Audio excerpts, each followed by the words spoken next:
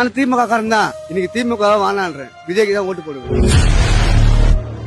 அவருக்கு இடுப்புல கிளன்னா சொன்னா அவரு போலீஸ் எடுத்ததுக்கே தகுதி இல்லாதவர். ஒரு படத்துல நடிக்கிற ஹீரோ எப்படி எந்த பொண்ணையும் தொடாம நடிக்க முடியாது. இப்ப அரசு விஜய்க்கு வராருன்னா அவர் 200 கோடியை தூக்கி போட்டு எதுக்குங்க வரணும்? ஆனா நல்லது பண்ணணும், நான் யாருமே கெடுக்கலன்னு சொல்லி வந்தேன். போறோ தான் சொன்னாரு.